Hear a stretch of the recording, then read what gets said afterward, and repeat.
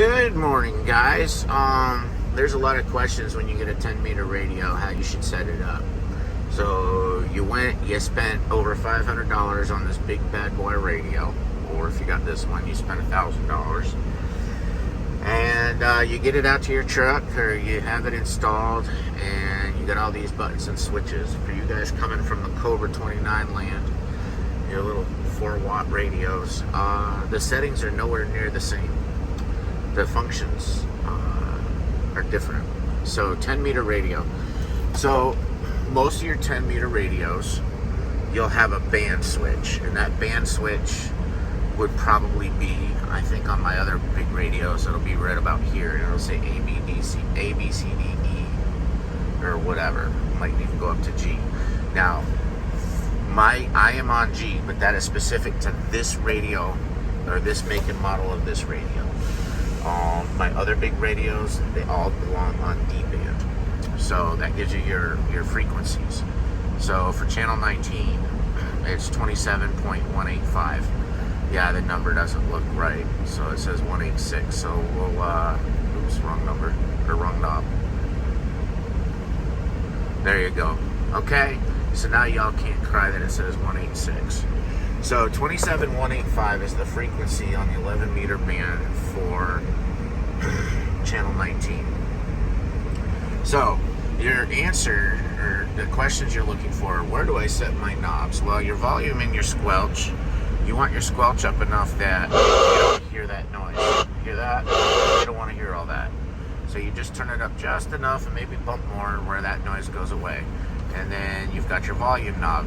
Volume and squelch are almost always on the left, okay? Next knob over, your RF gain and your mic gain. You want your mic gain at about the 9 o'clock position. I usually run my RF gain about the 9 o'clock position. So to get there, you would turn the knobs all the way to the left, turn them all the way off, and then you would turn them to the 9 o'clock position.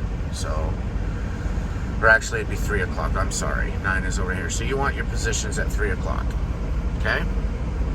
That way you're running good power, but you're not really taxing your system. For those radios that have echo, excuse me, you don't really want your echo above the 10 or 11 o'clock position because it'll echo so much nobody can understand what you're saying. But a little bit of echo will help you push your signal clearer further. And then some of you may also have a time function. So you want your time function generally, if you want to sound okay, you want your echo and your time, or your delay, at the same positions. Then moving over to the next knob on your right, you've got talkback volume. See that? TB. Let's see if I can get in there closer. So the little knob, the one on the left, see the left, it says TB, that's the little knob in the middle. You can put that wherever you want. That's just the volume, so you can hear yourself talk. You can hear what the sound sounds like generally. You can hear what you're putting out there. Moving on over, you'll have a PA. You'll have PA, which is public address system. You can actually buy a loudspeaker for outside of your vehicle, and you can use it to talk to somebody else, or talk outside your vehicle. You know. So you're at a crosswalk or something, and you're shouting to somebody. Hey, you can turn it to PA and say, hey. There's another truck making a right-hand turn, sir. You want to back up away from the curb so he doesn't run you over. So you would use PA for something like that.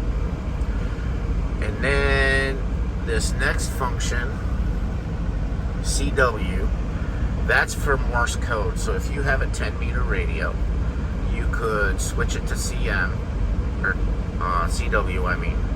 And then you can buy the little button to do Morse code. Then you have your FM. FM, you're required to have your ham radio operator's license. This radio is also a ham radio. And you can turn it to CW and tap out your Morse code on 10 meters. Then you've got FM, which is also, it's restricted for ham use only. AM is where you want to be. So see, my knob is set for AM. Now over here we have RF power, which is the big knob, and then we have the fine tuning for when you're on sideband, where you can change that frequency to really clear in that signal. Okay, but when you're on sideband,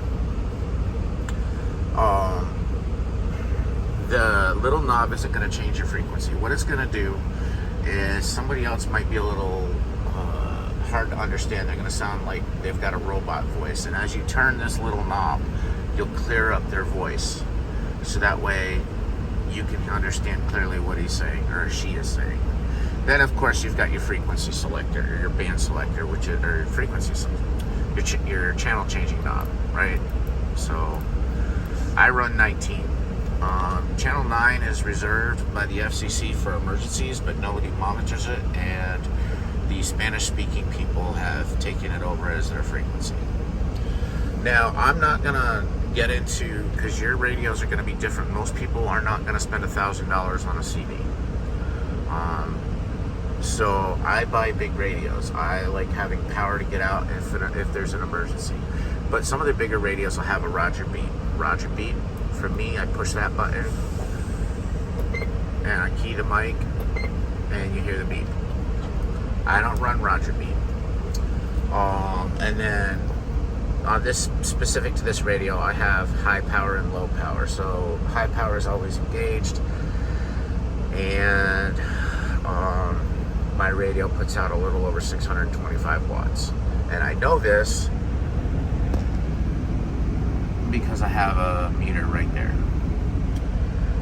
back over here, and my meter is wired in. So I have a jumper cable from the back of the radio into the meter and then out to the antenna.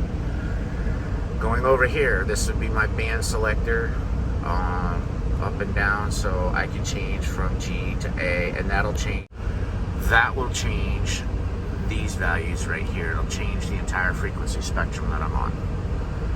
Then we have the ability to run an SWR meter that's built into the radio. I can push that button and key the mic, and it'll show me how many SWRs I'm putting out. And then when that button is off, then it shows me reflected power. And when I key the mic, it shows me how strong that signal is. And sorry about the cussing language. Let me turn that down. And then what's that other button over there? Noise blocker and analog. So when you want to have a clear signal, or you want to drown out, or you want to cut out some of that background noise, some of that background static, you can push that button and it'll help clean up your signal. I keep it on. I keep it on high power. I don't use the Roger beep, but these knobs, I've just explained to you what they do. So volume is wherever you want it, squelch is wherever you need it. The power and the mic gain are at about the 3 o'clock position. Moving left to right over to the echo, that's never more than 10, the 10 o'clock position. And the delay, or the time, and the echo are always set the same. So I turn them both at the same time to that position. Moving on over to talkback,